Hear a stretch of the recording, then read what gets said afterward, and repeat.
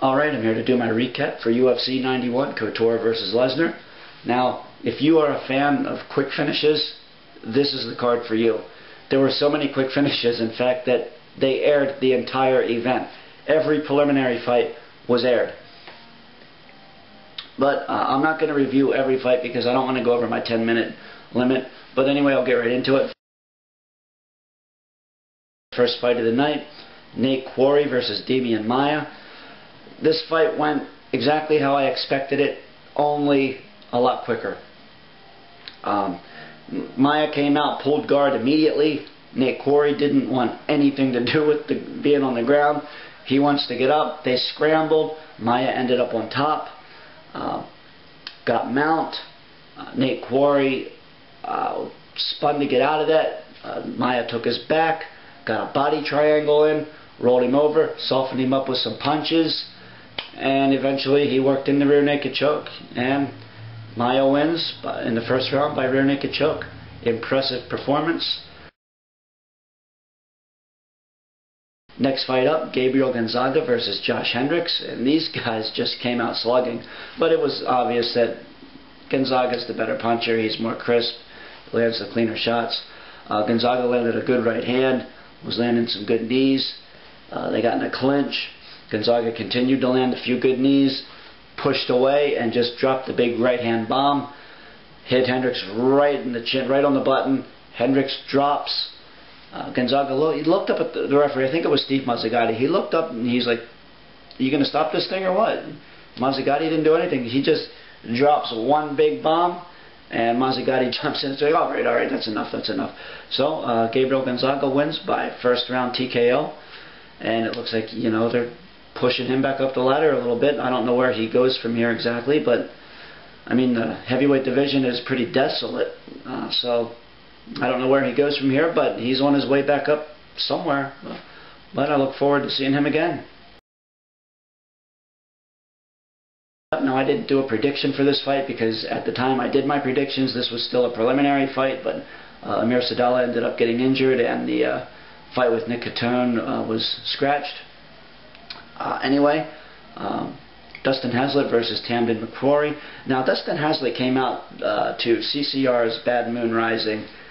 Now, I don't know what it is about Creedence Clearwater, but them and John Cougar Mellencamp, I don't know what it is, but whenever I hear either of them, it reminds me of incest for some reason. So, yeah, I wasn't digging that at all, but he made up for it by sporting the Evan Tanner beard. So, kudos to him for that. Anyway, I'm sure that's of no interest to any of you, so I'll just get into the fight. McCrory came out with a huge combination. It was like a 5 or 6 punch combination, just backed Haslett up against the cage. Haslett jumped in and returned with a big knee, dropped McCrory, charged in. McCrory jumped out of the way. It was really impressive. A little later on, Haslett landed a big right hand, and then he went for like a head kick, but it almost looked like it landed, but at the same moment, McCrory shot in, got the takedown, which was a mistake because Haslett was doing all the work from the bottom. Haslett went for an armbar. McCrory got out of it, went for another armbar, and got it. And Dustin Haslett wins by first round submission, armbar. Kenny Florian just looked really sharp in this fight. He looked really good. He was elusive.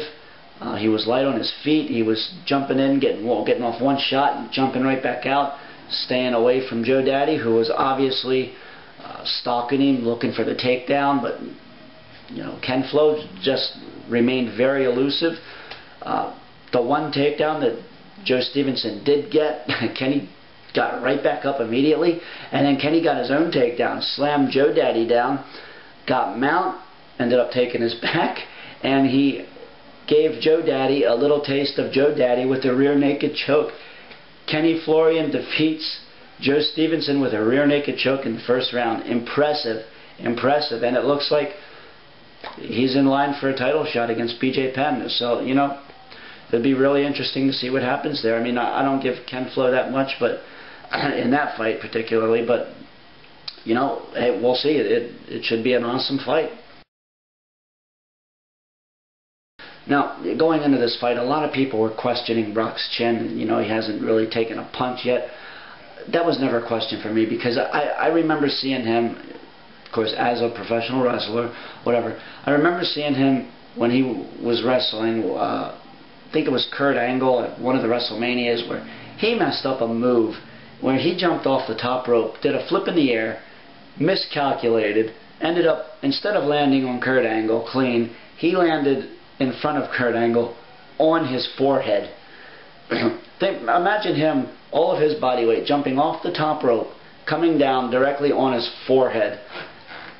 I mean, Kurt Angle, you know, had said after the match that he thought maybe Brock had broken his neck, whatnot. Brock did suffer a concussion, but he finished the match. So, I mean, you know, that pretty much, you know, going into this fight, I'd never questioned Brock's chin. You know, I think he can definitely take a punch, and obviously we saw it because Couture definitely landed some nice shots. Couture came in with the right game plan.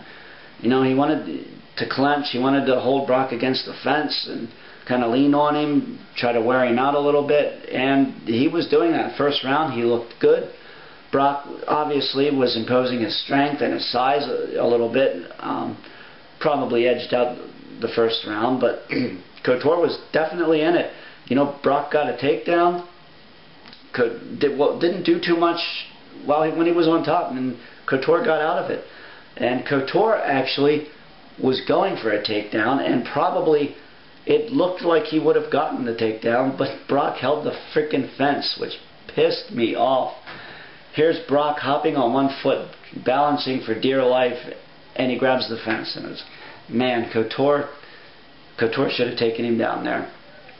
But yeah, I mean, first round, you know, I think it was a pretty even round, but Brock probably, you know, just with his strength advantage, you know, he kind of imposed his strength a little bit and probably edged out a little bit in the first round. But Couture looked very good, looked like he was following the game plan he needed to.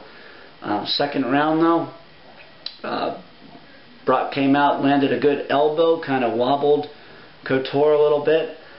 Couture immediately went for the clinch again, got Lesnar up against the fence and held him there, shook the cobwebs out. They separated. Brock landed one of those shots, man. He got Couture right on the temple. Clean shot, clean right hand, right on the temple. Couture dropped, and Brock did what Brock does best, the hammer fists. He landed at least a dozen hammer fists before Steve Mazzagatti stepped in and stopped it. So Brock Lesnar wins by a second round TKO, and he is the new UFC heavyweight champion. And it looks like will probably be facing Nog. I mean, I don't want to get ahead of myself here, but I mean, it looks like he's going to be facing Nogueira.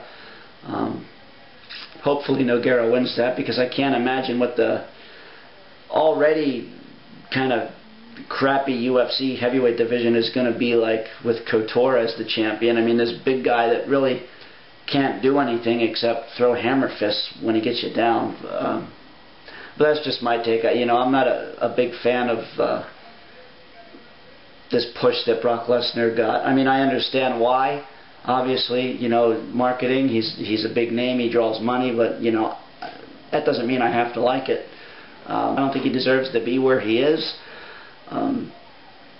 But, you know, UFC wants to make money, and, you know, he's their vehicle to do it, I guess. So, but, you know, this brings up a really good question about, should there be another weight class in there somewhere between light heavyweight and heavyweight?